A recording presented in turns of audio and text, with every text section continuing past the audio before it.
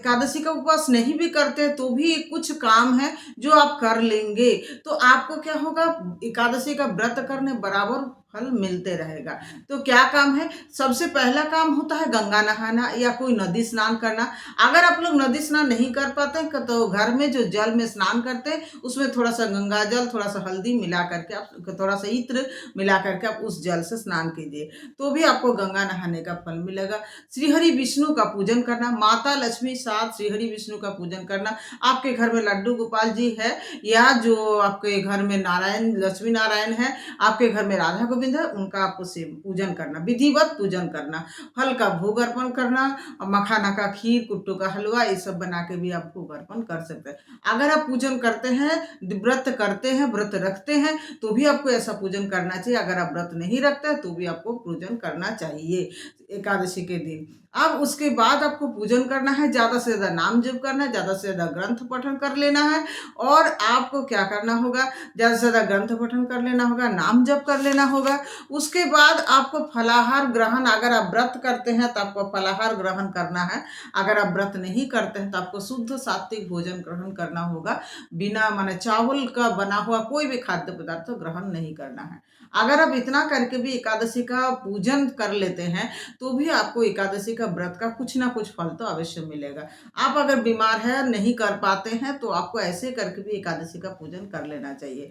तो आपको कुछ कुछ विशेष काम है एकादशी के दिन अवश्य कीजिए, तो आपको फल मिलेगा, चाहे आप व्रत रखें या ना रखें। तो क्या करना होगा आपको, देखिए, जैसे गौ माता का सेवन करना, ब्राह्मण गौ माता का सेवा करना, गौ माता का सेवा करना, ब्राह्मण को कुछ दान दक्षिणा देना, ब्राह्मण का सेवा करना, चिड़ियों को दाना डालना, चींटियों को आटा डालना, और पशु पशु पक्षी का सेवा करना, पशु पक्षियों कुछ भी भोजन कर। देखिए, आप बोलिएगा कि हम खाएंगे नहीं, एकादशी का व्रत रखे हैं, चावल नहीं छूना है, अन्न नहीं छूना है, तो हम कैसे छू के भोजन।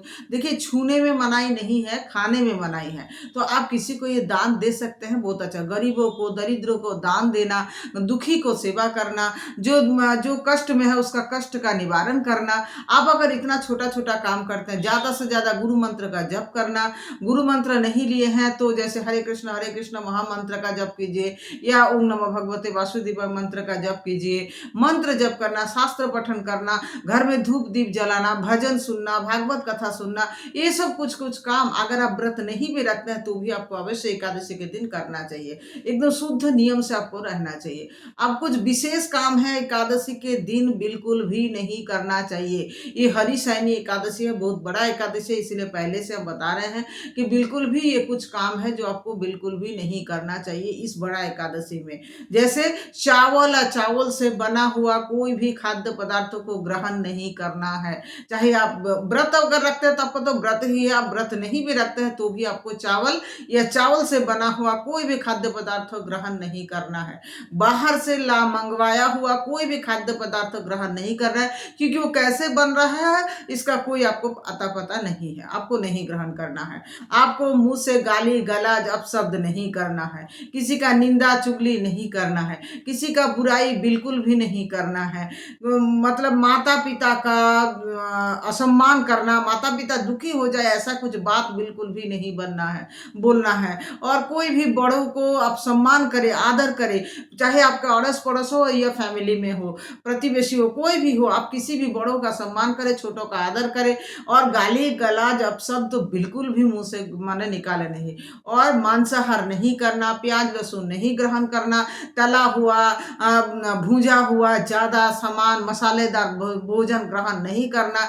जो एकादशी का व्रत नहीं रखते हैं उसके लिए बता रहे, वो नहीं करना। उसके बाद जैसे होता है ना, कुछ कुछ वेजिटेबल है जिसको नहीं खाया जाता, जैसे गाजर नहीं ग्रहण करना, आदा नहीं ग्रहण करना होता है, उसके बाद बैगन नहीं ग्रहण करना होता है। तो कुछ विशेष खाद्य पदार्थ तो है जो एकादशी के दिन ग्रहण नहीं किया जाता अगर आप व्रत नहीं रखते हैं। तो पर भी अगर आप इतना नियम भी फॉलो कर लेते हैं तो आपको एकादशी का व्रत का जो है थोड़ा थोड़ा फल तो अवश्य मिलेगा।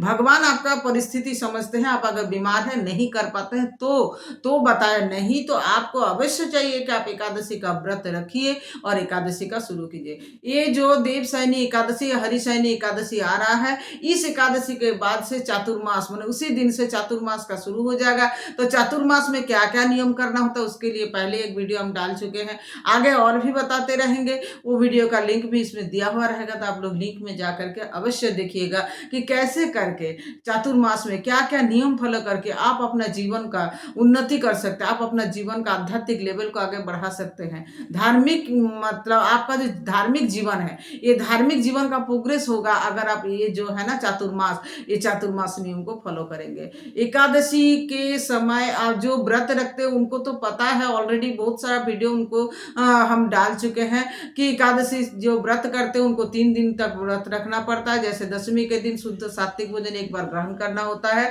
और उनको जो है दशमी के दिन ब्रह्मचर्य का पालन करता है, एकादशी को व्रत रखना पड़ता है और द्वादशी के दिन जो टाइम के अनुसार जो टाइम दिया हुआ रहता है उस टाइम के अनुसार उनको पालन करना होता है। तो इतना नियम तो उनको पता है, लेकिन जो व्रत नहीं भी रखता है उनको भी ये नियम जो है ब्रह्मचर्य का 3 दिन पालन अवश्य करें। दशमी, एकादशी और द्वादशी। एकादशी के दिन अगर उनको व्रत रखे या नहीं रखे, तुलसी में जल नहीं डालना है, लेकिन आप दीप जला के तुलसी पूजन कर सकते हैं, लेकिन जल नहीं डालना होता है। तुलसी पत्ता एकादशी द्वादशी के दिन तोड़ा नहीं जाता। आपको अगर घर में प्रभु का सेवा करना है तो आपको तुलसी पत्ता पहले से तोड़ के रख लेना है। कुछ कुछ छोटा छोटा नियम को आप अपना जीवन में फॉलो कीजिए, आपका जीवन बहुत ज्यादा आगे बढ़ेगा।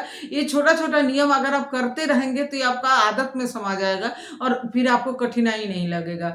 पहले पहले जब कोई भी चीज शुरू होता है ना तो कठिन लगता है, लेकिन धीरे धीरे करते रहिए तो सब काम जो है आसान लगने लगता है। तो आप लोगों से यही विनती है कि आप लोग एकादशी अगर व्रत कर रहे हैं तो शुद्धता से बहुत अच्छा से माने व्रत कर लीजिए। अगर नहीं व्रत कर रहे हैं, आपका शरीर में प्रॉब्लम है, तो आप ऐसे करके भी एकादशी के दिन शुद्ध नियम से रहिए और हर नियम को फॉलो कीजिए और जो भी है थोड़ा मात्रा में भोजन ग्रहण करते रहिए, भगवान का ज्यादा नाम लेते रहिए, नाम जप करते रहिए, शास्त्र पठन कीजिए और धर्म ग्रंथ पठन कीजिए और आप अपना जो है भजन और भागवत पाठ ये सब सुनिए। कोई भी सत्संग हो रहा है तो वहाँ जाइए, कोई पूजा पाठ हो रहा है तो वहाँ शामिल हो जाइए और अपने अपने जीवन का उन्नति के मार्ग पर लेके जाइए। राधे राधे दोस्तों, ये वीडियो आप लोगों को कैसा लगा? अच्छा लगा है तो मेरा चैनल राधा की संसार को सब्सक्राइब कर लीजिए और अच्छा लगा है तो लाइक शेयर जरूर कर दीजिएगा। झूम के बोलिए राधे राधे।